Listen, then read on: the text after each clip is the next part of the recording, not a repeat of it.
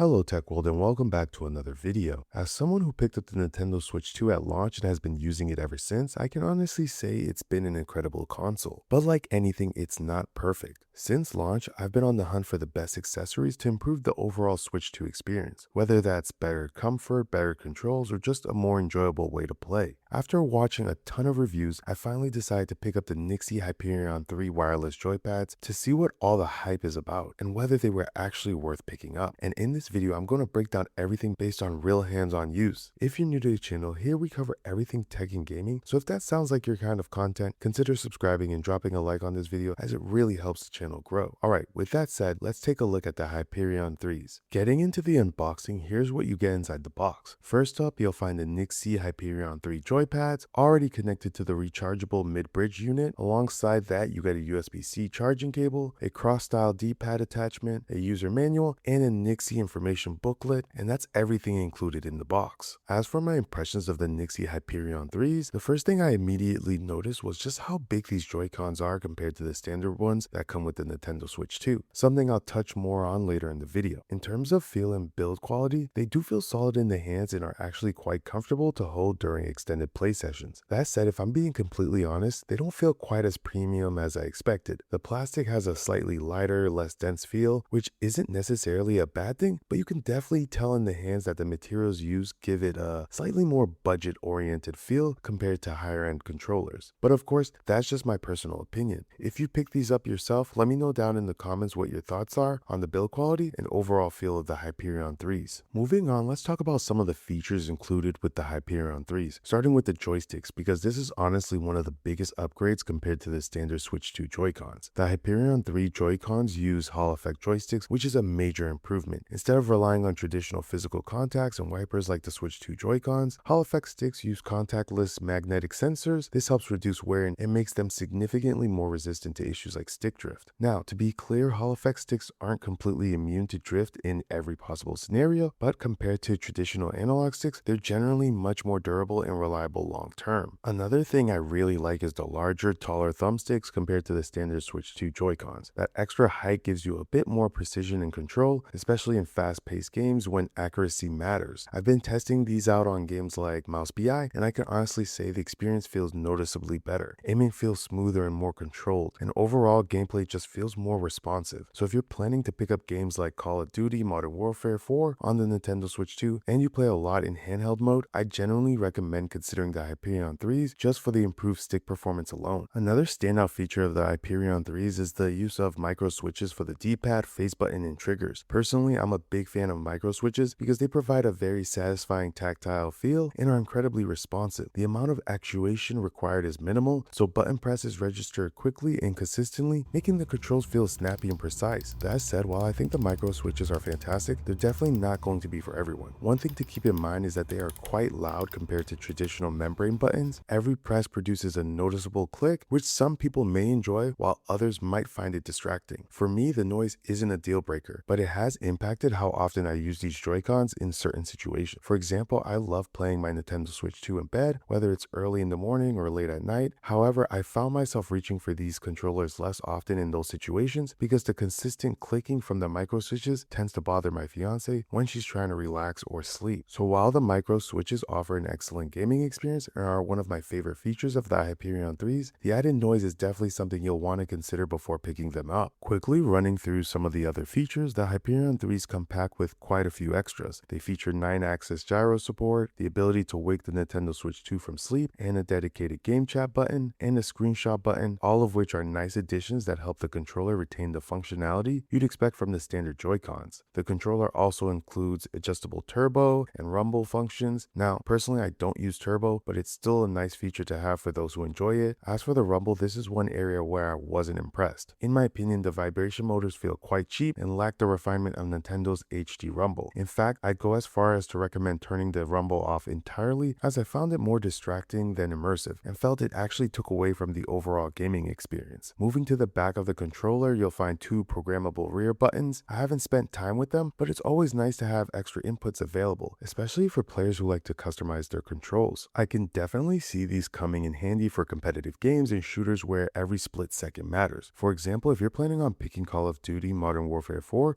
on the Nintendo Switch Switch 2, these back buttons could be incredibly useful. Being able to map actions such as jumping, sliding, crouching, or reloading to the rear buttons allows you to keep your thumbs on the analog sticks, which can help improve reaction times and overall control during intense firefights. While I haven't personally incorporated them into my gameplay yet, having programmable back buttons is a feature that's always welcome and adds even more value to the Hyperion 3s. Now that we've covered the features that the Hyperion 3s bring to the table, let's talk about some of the features that are missing. The first is mouse mode support.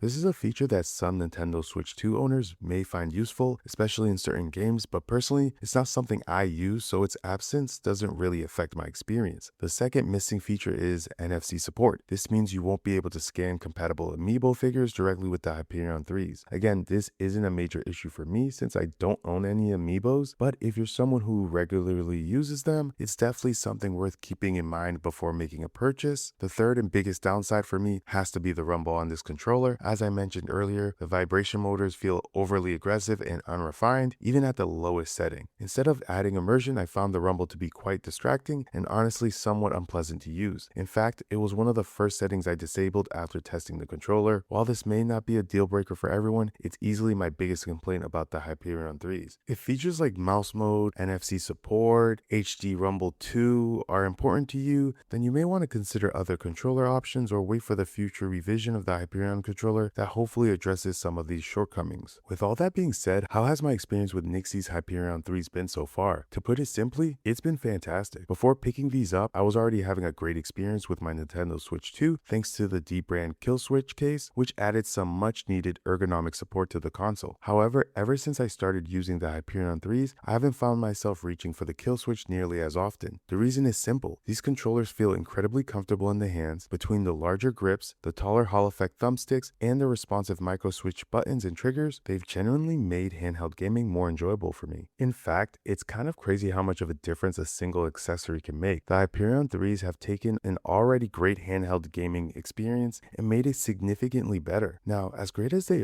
definitely aren't cheap. At the time of recording, you could pick up the Hyperion 3s on Amazon for around $89.99, which is actually less expensive than ordering them directly from NYXI's website. So if you're considering buying a pair, Amazon is probably the route I'd recommend taking. When it comes to the color options, the Hyperion 3s are available in both black and white. Personally, I'd love to get my hands on the white version because I think it would look fantastic attached to my Switch 2, but let me know down in the comments which color would you choose for your Nintendo Switch 2, black or white? So, who is this controller for? In my opinion, the Hyperion 3s are best suited for adults or gamers with medium to large hands. Because of their larger size, I think they may feel a bit too bulky for younger children or anyone who prefers the compact feel of Nintendo's standard Joy-Cons. More importantly, I think these are for Nintendo Switch 2 owners who want to elevate their handheld gaming experience. If you ever felt limited by the size of the stock Joy-Cons or wish for better ergonomics, larger thumbsticks, and more responsive buttons, then the Hyperion 3s are absolutely worth considering. So to wrap this video up, the NYXI Hyperion 3s are an excellent accessory for Nintendo Switch 2 owners looking for a more comfortable and feature-rich alternative to the standard Joy-Cons. The improved ergonomics, Hall effect thumbsticks, micro switch buttons and triggers, and programmable back buttons have genuinely made my handheld gaming experience much more enjoyable. Now, they're not perfect. The lack of mouse mode, NFC support, and the poor rumble may be deal breakers for some people, but if those features aren't important to you, I think the Hyperion 3s are absolutely worth considering. Overall, they've significantly improved my Nintendo Switch 2 experience, and I have no problem recommending them. As always, Tech World, it's been a blast, and I'll catch you guys on the next video.